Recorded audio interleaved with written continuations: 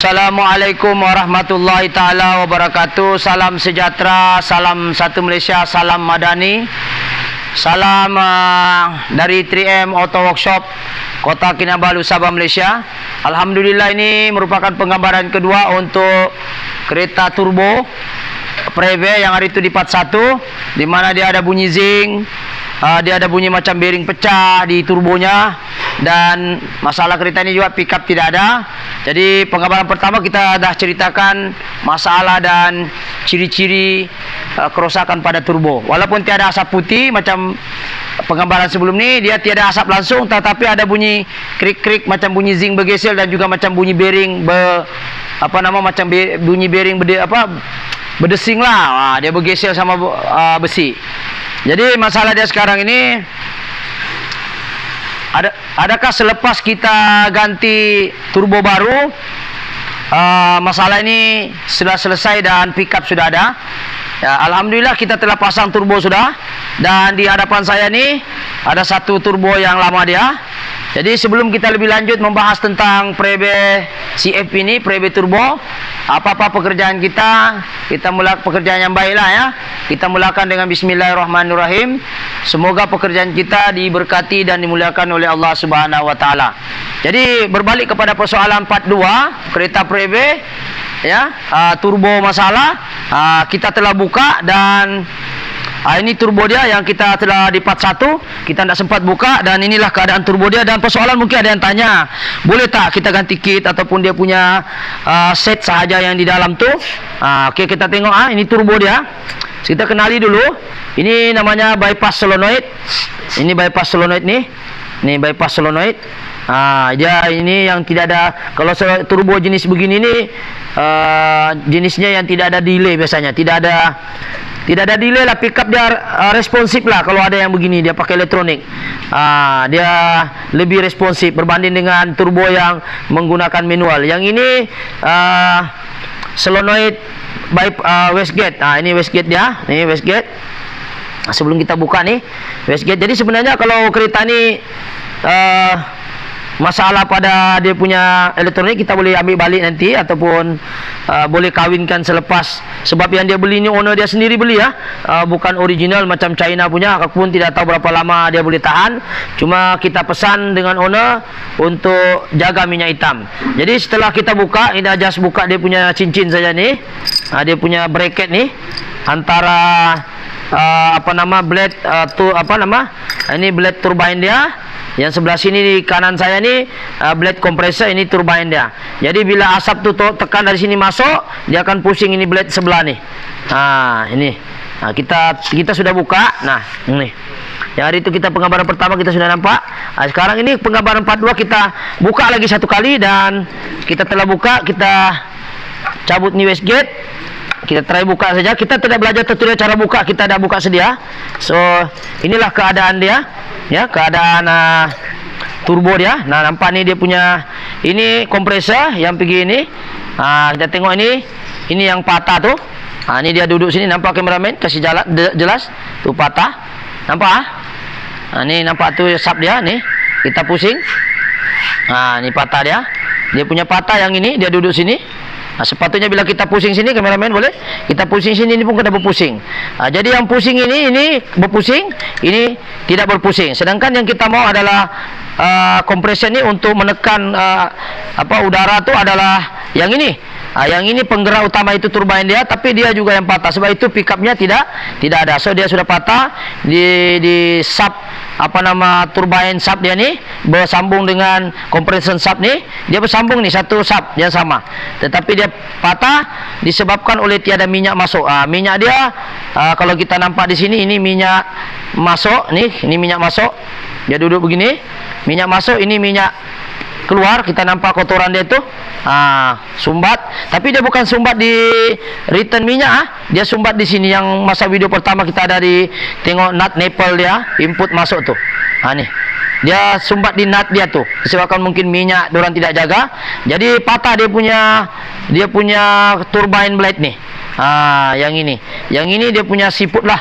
Dia punya sebelah kiri saya ini adalah exhaust. Jadi dia punya mekanisme senang saya mau paham. Exhaust masuk. Setelah dia masuk exhaust, dia akan pusing ni lah. Dia pusing begini. Nampak? Dia pusing ni blade. Ini dia blade, dia pusing. Okey. Exhaust masuk sini. Ini lubang. Dia masuk sini. Dia masuk, lepas tu dia pusing lah. Jadi dia pusing. Dia pusing macam ni. Jadi tenaga bergas buang tadi tu digunakan untuk memusingkan compression sebelah ni, seterusnya menekan udara untuk compactkan udara sebelum masuk ke manifold intake untuk lebih pick up lah. Jadi masalah sekarang ini turbine ni patah. Bila patah ini pun tak berpusing lah. Nampak macam turbo berpusing, tapi sebenarnya tak berpusing. Disebabkan patah, dan punca kepada patah ini disebabkan oleh nut inlet tadi tu sumbat. Di video pertama kita sudah bahas. Jadi sekarang ini apa yang kita mau bahas di sini ialah penjagaan turbo itu sendiri, di mana yang pertama kalau boleh pakai minyak hitam yang kita sudah cadangkan di video pertama lebih ringkas. Yang pertama kita jaga minyak hitam kita, kalau boleh pakai semi ataupun fully lah, sebaiknya ikutlah. Biasanya pakai minyak hitam mesh pipe pun okey, Castrol pun okey, janji semi lah. Yang kedua, kalau kita tengok semi sintetik tu 7.000, 5.000 tu tukarlah. Okay, jadi kita kena jaga minyak hitam. Jaga minyak hitam maksudnya kalau sampai kilometer tu tukar. Kedua, ikut grade. Kalau grade itu asal dicadangkan 5W30, ambillah 5W30. Ketiga ialah pemanduan. Kalau kita pagi-pagi tu jangan terus blushing lah dulu, bagi dia running minyak semua masuk, sebab minyak dia dari bawah dia kena pump pergi head baru pergi turbo baru return balik ke tangki. Jadi kalau kita terus jalan, minyak tak cukup, minyak pelincir dekat sini. Coba kameramen, di dalam ni ada satu dia punya sub, disebut ball bearing ke apa ni, dalam ni. Kita bukan spesialis turbo lah, tapi insyaAllah kita boleh kongsi mana yang kita tahu. Jadi bila dia berpusing ni, minyak tak cukup, dia akan panas. Kawasan sini adalah kawasan panas, iaitu melebihi 1000 darjah Celsius ataupun lebih kurang 1000. Bila panas tiada minyak, dia akan makan badan dia, dan seterusnya besi ni akan patah sub ni. Dan dia juga ada sistem pendinginan lain, iaitu menggunakan air untuk sejukkan kawasan bodi ni lah. Ini air masuk dan air keluar. Okey, jadi semua komponen air dengan minyak ni perlu dijagalah. Dan air itu pula dia punya komponen elektrik. Yang ini jangan sampai dia, ya, tangan saya boleh tengok, motor dia duduk sini. Ni tangan saya boleh nampak, boleh fokus. Tangan saya ni. Ini motor dia. Sekejap saya ambil. Ini. Okey. Jadi ini kena jaga jugalah. Kita jaga, pastikan dia punya motor ni air mesti cukup. Ini motor dia. Motor ini air masuk. Ni nampak kameramen. Ini hose masuk ke sini. Turbo ni masuk air. Sini masuk air ni. Jalan masuk air ke sini. Ni air masuk. Lepas tu dia pusing. Lepas tu dia masuk balik ke sini. Dia keluar balik ke sini. Jadi maksudnya yang memasukkan air ni, selalu masalah turbo CAP ni adalah masalah, kameramen kasih fokus sini, masalah pada motor ni, iaitu water pump dia lah. Ini water pump dia. Saya tidak tahu kenapa dia perlu water pump, kenapa tidak menggunakan gravity. Saya takut nanti pump tu tidak jalan, mungkin boleh menyebabkan pump ni pandai habis juga karbon dia. Dia pakai motor dalam, mungkin ada ketikanya dia akan rosak ni. So pastikan air sentiasa terjaga dan ada pancitan di sini. Jadi caranya motor ini berjalan, kita boleh buka skru sini, air keluar, mananya motor okey. Ataupun kita menggunakan stetoskop macam ni. Kameramen boleh tengok sini. Kita letak di sini telinga kita. Kita letak sini, kita just sentuh di sini. Kalau kita rasa ada bunyi berputar, bunyi berdesing, kameramen, kita letak di sini, dia ada bunyi dengungan. Kasih dia flash dia. Dengungan. Sini kita letak saja pin ini, ujung ni, kita akan dengar motor tu berpusing, maknanya motor cantik. So tiada masalah dari segi sistem penyejukan turbo itu sendirilah. Jadi kena faham itulah, minyak kena jaga, air kena jaga. Jadi untuk jaga minyak ni, first saya sudah cadangkan tadi awal-awal, pakai yang disyorkan oleh pengeluar kereta. Kalau kita tengok sini, kameramen fokus sini, dia sudah cakap recommended. Recommended Petronas Centium Inilah Centium of Mesh Pipe. Maknanya kalau saya lah ni tak semestinya Centium. Asal pakai semi atau fully okey lah, jangan pakai mineral. Sebab lubang inlet ni yang sumbat ni selalu tersumbat sebab minyak terlalu kasar dan kalau kita lambat servis boleh menyebabkan keladak. Yang ketiga tadi pemanduan. Pemanduan jangan kelang kabut, bagi dia 2 bar 3 bar dulu baru jalan untuk benarkan minyak itu rotation ke komponen-komponen lain. Yang keempat ialah jangan menggunakan minyak-minyak tambah lah. Kalau dah leaking itu bikinnya leaking supaya tidak rosak itu turbo. Jangan tambah-tambah minyak. Kalau ada leaking kan kurang niat kita supaya kurang minyak itu kita tambah. Sebaiknya jangan amalkan macam tu sebab dia akan membentuk keladak. Keladak itu akan sumbatkan, akan buat penyumbatan di mikrofon dan bukan setakat turbo rosak, head pun akan rosak di cam dia. Okey, yang kelima adalah jangan menggunakan kalau di pasaran anti asap supaya konon-konon asap tiada terjaga itu kereta. Sebaiknya jangan guna yang anti asap punya. Ikut saja servis kilometer sudah sampai, pergi servis dia. Tidak perlu pakai yang ubat-ubat tambah asap tu sebab dia ada sejenis chemical adalah untuk sebenarnya supaya lebih kenyalkan valve seal tu. Sebab valve seal tu keras, jadi dia ubat tu hanya melembutkan, tapi sementara boleh. Tapi secara berterusan tidak boleh diamalkan sebab dia akan bercampur dengan minyak hitam. Bahan chemical itu akan bercampur dan menghasilkan satu keladak, dan keladak itu juga mempercepatkan proses penyumbatan mikrofon ataupun ke nipple inlet tadi tu yang kita di video channel video first tu. Jadi ada 5 lah. Yang keenam, untuk menjaga turbo ni rosak, setelah kita berjalan jauh ataupun kita panas kereta enjin, jangan terus matikan. Sebab kalau kita terus matikan turbo ni, walaupun enjin sudah mati, kadang-kadang blade dia masih ada putaran dalam berapa milisekund. Jadi itu minyak dah berhenti tapi blade masih still berpusing. Jadi kalau boleh jangan terus matikan untuk membenarkan minyak hitam tu dapat berfungsi, dapat disejukkan ataupun dapat di rolling dalam ball bearing dia, masap dia dapat bekerja dengan baik ketika idling. Jadi biar dia berapa second barulah kita matikan. Itu penjagaan turbo lah. Jadi saya harap 6 tips penjagaan turbo tu kita dapat alert lah. Sebab takut nanti beli baru. Okey, sekarang ini sudah beli baru pun tapi China tak lagi jaga minyak hitam. Aku pun tak tahu mau cakap bahasa macam mana, mungkin lagi cepat rosak. So kita akan tengok dia ada bunyi zing-zing kan lagi ni kereta. So satu orang akan start. Okey, satu orang akan start ni kereta. Kita tengok dia ada bunyi senyap ke tidak. Cuma dia ada asap lah. Ada asap di kawasan yang terkena minyak. So penggambaran pertama kita ada menguji pancitan, jadi minyak tu minyak lama masih ada. So mungkin kita akan maklumkan dengan owner, jangan heranlah kalau ada lagi asap-asap itu minyak lama. So kita akan start. So satu orang akan start. Okey, cuba start dulu tengok. Okey, start. Sekejap bateri Okey, coba. Ni baterinya pun nyawa-nyawa ikan. Okey, sebab dia on tadi. Okey, coba try start dulu. Macam weak set bateri itu saya dengar. Bukan begitu. Jangan buat begitu. Start dulu. Jangan tekan brake dulu. Okey, baru berjaya kita start. Bateri dia weak.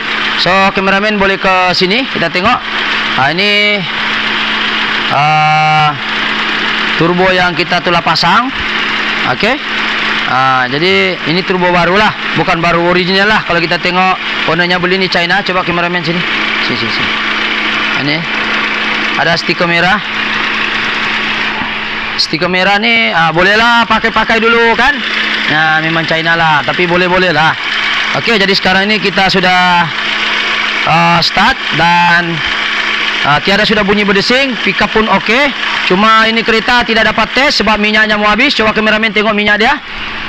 Tengok minyak dia sini. Tengok minyak dia kelip. Jadi kita pun takut bawa ni kereta tadi kita sudah tes 2-3 kali. So inilah keadaan dia, tiada sudah cek enjin. So minyaknya berkelip. Tapi kalau kita ikut scanner tadi, kita sudah tes tadi jalan sebenarnya sebelum buat penggambaran. Cuma kita takut kita tes lagi satu kali ini tiada harapan. Jadi kita akan tengok scanner saja dan kita tengok dia punya pergerakan tadi. Jadi yang kita scan tadi dia ada okey sudah.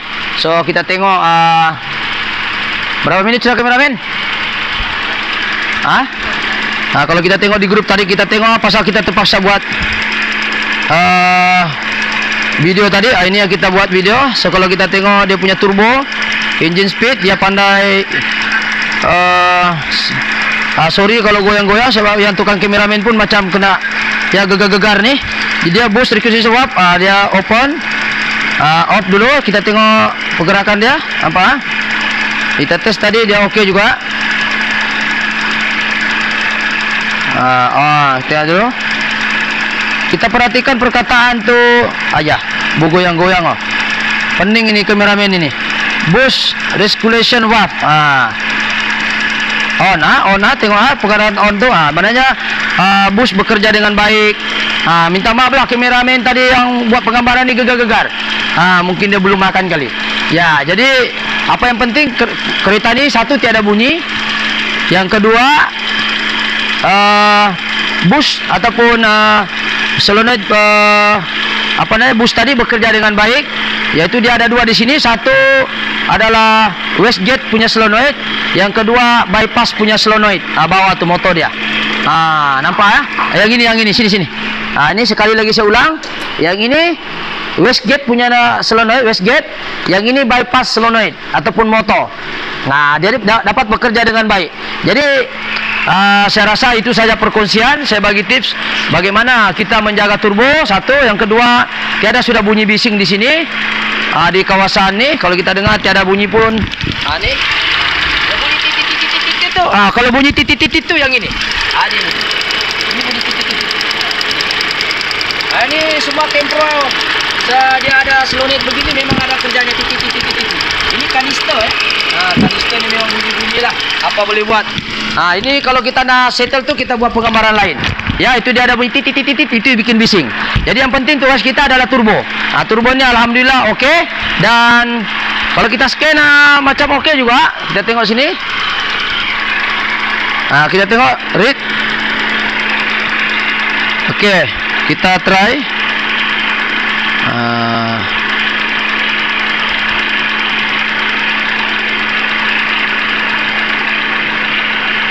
Okey, kalau kita tengok dia read data stream. Cuma ini saja yang keluar lah, kameramen dekat. Ini saja. Ini yang keluar lah. Ini lain isu lah. Kita tengok data stream. Ini saja yang keluar. So kita tengok data stream je semua okey. Kita tengok bekerja dengan baik. Ini semua boost. Ini semua bekerja dengan baik. Acceleration semua bekerja dengan baik. Kita sudah tes. Alhamdulillah setakat ni dia okey lah. Jadi kita tidak mau bahas lanjut lebih dalam tentang scanner punya sensor ni, nanti mengambil duration terlampau panjang. Apa yang penting ada dua. Satu, bagaimana kita jaga turbo. Yang kedua, adakah selesai masalah di part 1 pergi part 2 tadi. Tiada sudah bunyi dan pickup sudah ada. Cuma ini kereta saya ingatkan tadi membuat penggambaran sambil jalan. Tapi takut-takut nanti tengah jalan habis minyak. Jadi itu saja penggambaran pada hari ini. InsyaAllah sekiranya video ini bagus, jangan lupa subscribe, like ataupun share. Dan kena ingat tips penjagaan turbo ni kalau boleh alert lah. Sebab turbo ni sangat mahal. Originalnya dekat 3,000. Dan kalau yang murah-murah pun China dalam 1,000 lebih, ada 2,000 lebih. Tapi paham-pahamlah brand yang bukan ori inilah. Tapi kalau ori pun kita nak jaga minyak hitam, condemn juga. Okey, itu saja penggambaran hari ini. Mudah-mudahan dapat memberi manfaat pada pengguna-pengguna Proton CFP yang pengguna turbo ataupun Exora turbo. Okey, itu saja. Sekian, assalamualaikum, thank you.